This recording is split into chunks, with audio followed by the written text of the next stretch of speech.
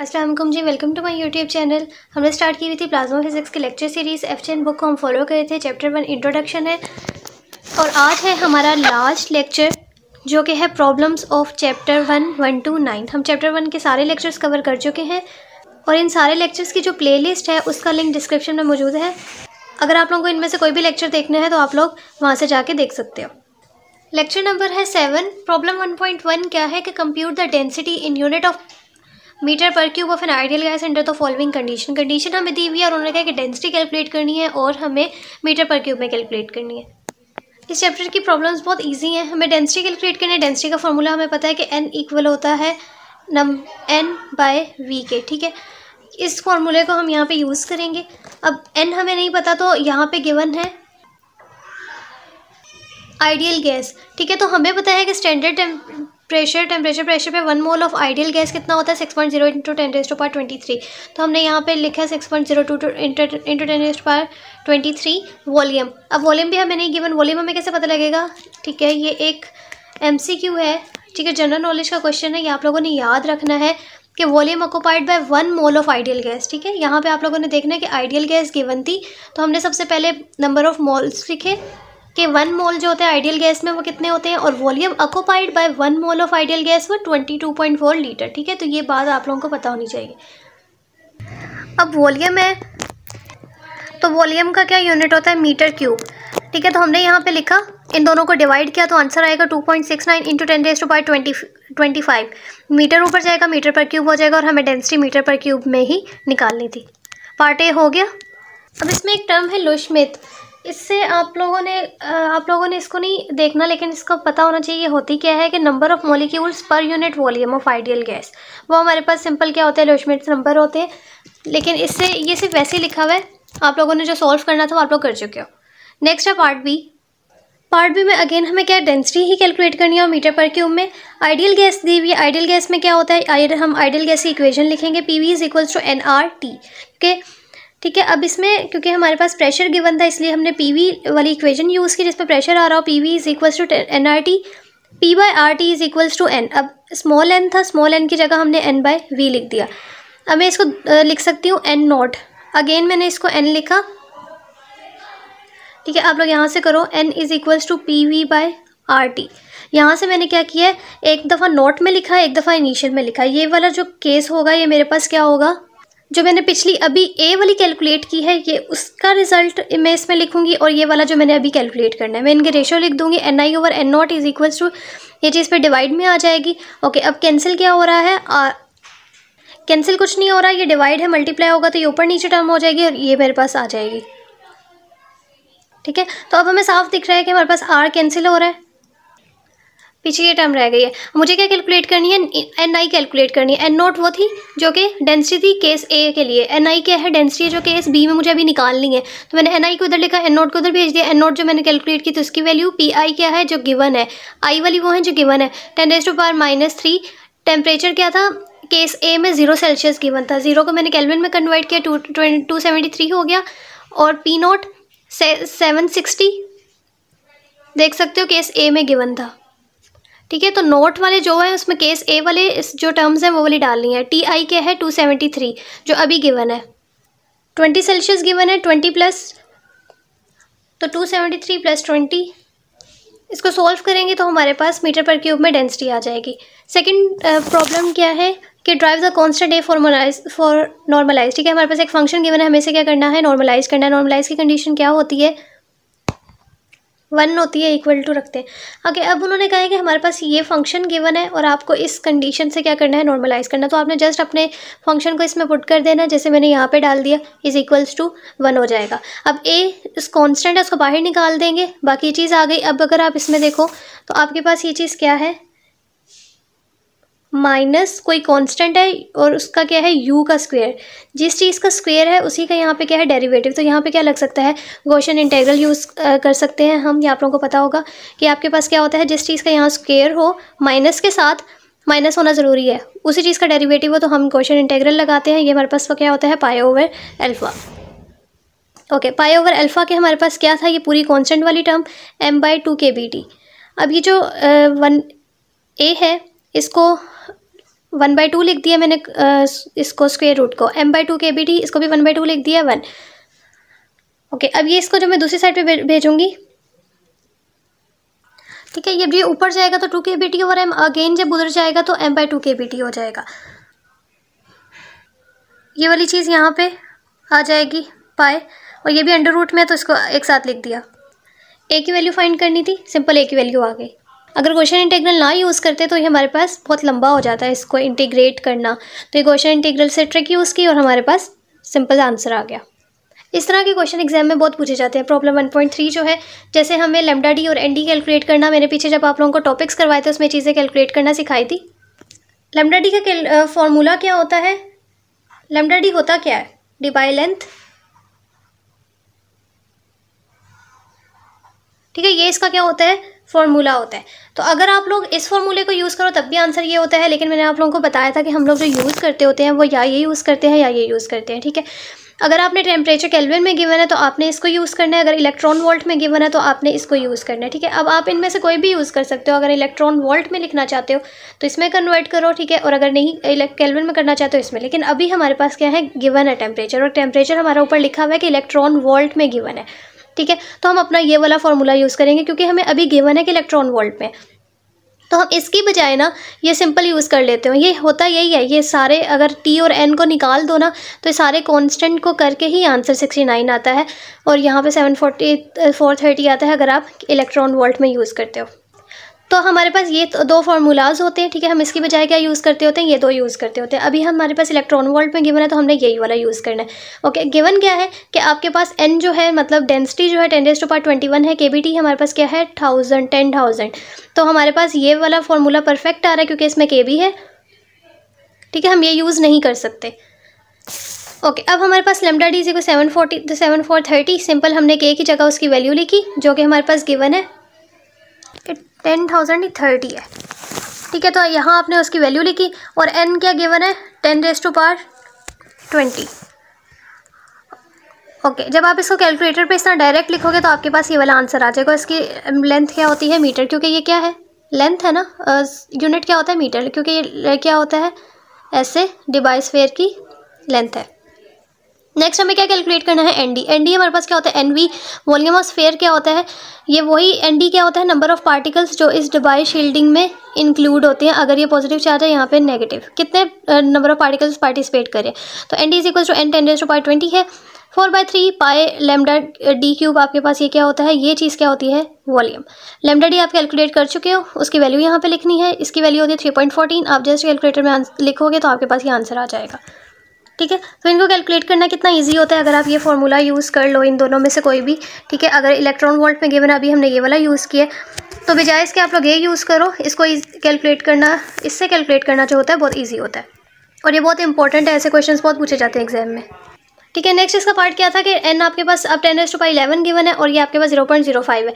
अब अगेन वही ये फॉर्मूला होता है, इस फॉर्मूले में आपने क्या किया k t की जगह 0.05 रखोगे और n की जगह 10⁻11 रखोगे, आपके पास ये आंसर आ जाएगा। देन एन डी कैलकुलेट करना है, n 4/3 पाई लैम्डा डी का क्यूब, जो लैम्डा डी आपने निकाला है उसका क्यूब लेना है, और यहाँ पे डेंसिटी जो गिवन है वो लिखेंगे तो आपके पास ये आंसर आ जाएगा, ठीक है। उसके बाद हमारे पास क्या है पार्ट 3, जिसमें n जो है ये गिवन है और kt ये गिवन है। अगेन ये वाला फॉर्मूला लगाएंगे। अब आपने kt की जगह 2 और n की जगह आपने 10⁻15 रखा तो आपका ये आंसर आ गया। देन एन डी कैलकुलेट करना है, n 4/3 पाई लैम्डा डी का क्यूब, जो लैम्डा डी कैलकुलेट किया है उसका क्यूब लेना है, और n की जगह आपने जो वैल्यू गिवन है वो लिखनी है। तो मैंने अभी इतने ही करवाए हैं, बाकी आप लोग खुद सॉल्व कर लेना ये, ठीक है, ये बहुत सारे हैं। उसके बाद है प्रॉब्लम 1.4 जो कि क्या है कि आपने कंप्यूट द प्रेशर निकालना है, और किस में इन टोन्स पर ft² में।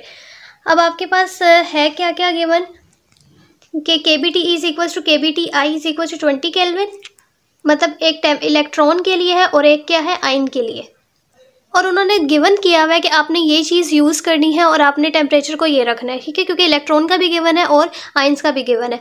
तो अगर हमें ना ये गिवन होता तब भी हमें पता होता है कि दो गिवन है, तो हमने टेम्परेचर को ऐड कर लेना है इलेक्ट्रॉन के लिए और आयंस के लिए।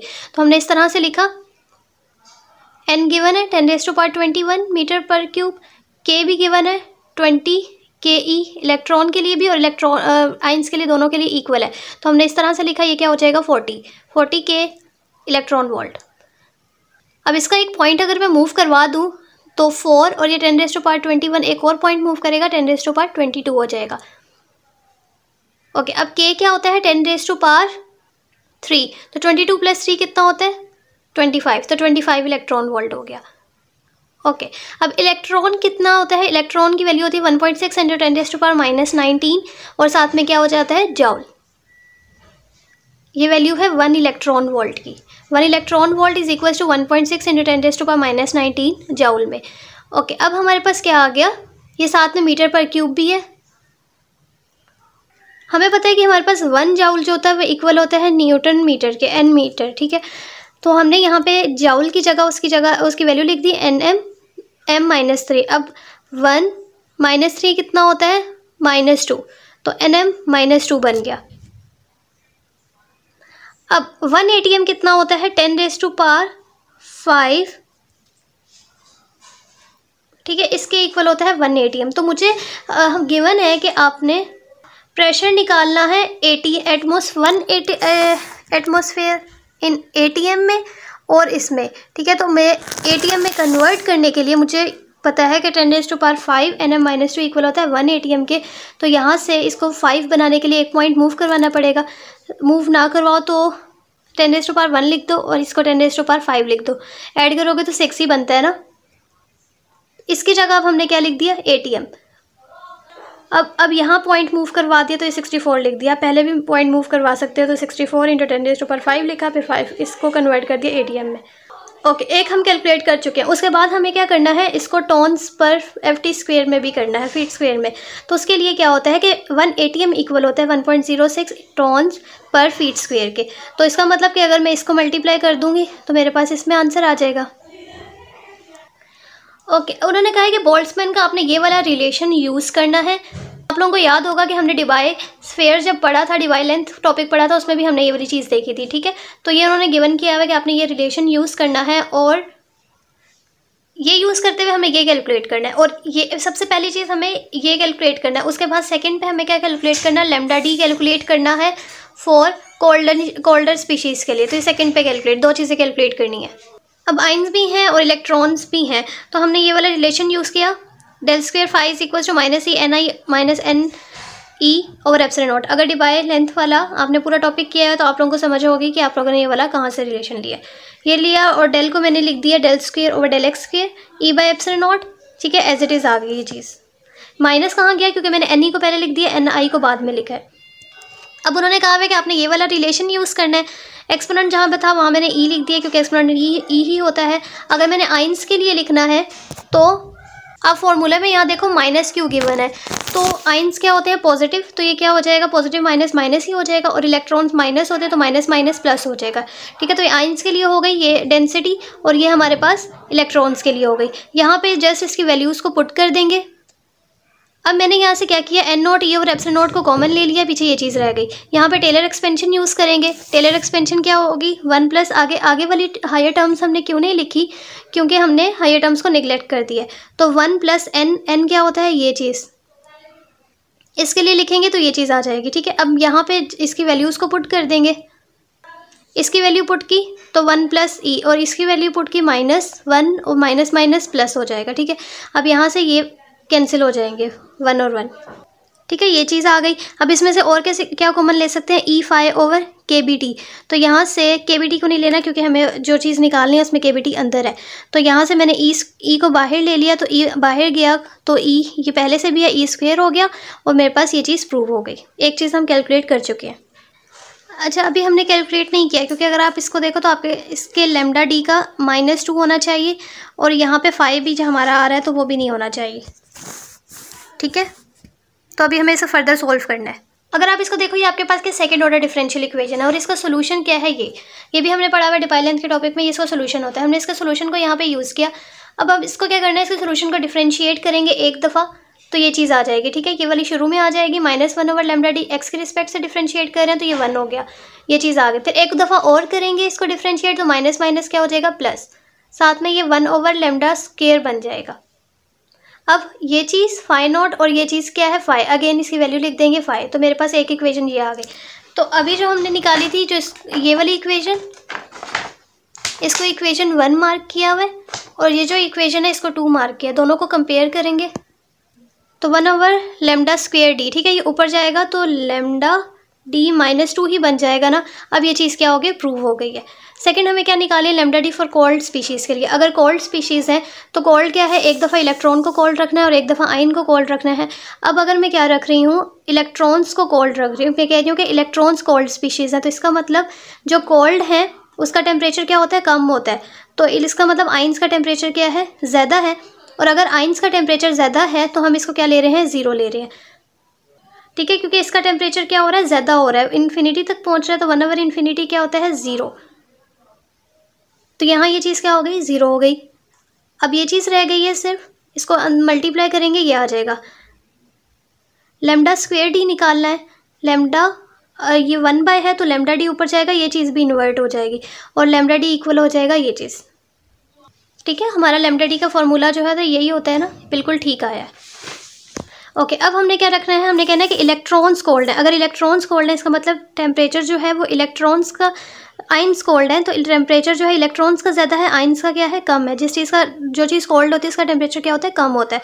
ओके, अब हमारे पास ये चीज़ क्या हो जाएगी, 0 हो जाएगी, क्योंकि 1/∞ क्या होता है, टेम्परेचर इसका क्या हो रहा है, बहुत ज़्यादा हो रहा है, इलेक्ट्रॉन्स का 0। तो यहाँ पे इलेक्ट्रॉन वाली साइड क्या हो जाएगी, 0, सिर्फ एक आयन्स वाली बच जाएगी, ठीक है। अगेन उसके बाहर वाले के साथ क्या हो जाएगी, मल्टीप्लाई होगी इसके साथ। ओके, अब 1/λ है तो लैम्डा के निकालने के लिए ये चीज़ क्या हो जाएगी, इन्वर्ट हो जाएगी। ओके, λ² है तो दोनों साइड पे स्क्वायर ले लेंगे तो हमारे पास ये आ गया, ठीक है। फ़र्क क्या है कि सिर्फ इसके साथ इलेक्ट्रॉन लिखा हुआ है और इसके साथ क्या लिखा हुआ है, आयन्स लिखा हुआ है। नेक्स्ट है प्रॉब्लम 1.7। ये अगेन एक इंपॉर्टेंट प्रॉब्लम है कि हमें λd और nd कैलकुलेट करना है। एग्जाम में λd और nd बहुत ज़्यादा क्वेश्चंस पूछे जाते हैं। ओके, अब अगेन हमारे पास जो है वो इलेक्ट्रॉन वोल्ट में गिवन है, तो हम ये वाला अपना फॉर्मूला चूज़ करेंगे λd के लिए, और इसमें अब kT की जगह क्या, उसकी वैल्यू पुट कर देंगे 2, और n की जगह जो गिवन है 10⁻16, और हमारे पास आंसर आ जाएगा, ठीक है। nd क्या होता है, n 4/3 pi λd³, 4/3 as it is, pi की जगह 3.14, और ये जो हमने कैलकुलेट किया है इसका क्यूब, और n हमारे पास गिवन है तो nd आ जाएगा, सिंपल था। उसके बाद पार्ट बी में क्या है, अगेन जो टेम्परेचर है वो 0.1 इलेक्ट्रॉन वोल्ट में गिवन है, तो हम अगेन यही वाला फॉर्मूला यूज़ करेंगे, 7430, इसकी जगह 0.1 रखेंगे और n की जगह 10⁻12, तो मेरे पास क्या आ जाएगा, 2.4 × 10⁻³ nd कैसे कैलकुलेट करेंगे, n लिखा, जो गिवन है 4/3, पाई की जगह 3.14, और इसका क्यूब ले लेंगे तो nd आ जाएगा, ठीक है। तो ये आंसर आ गया nd का।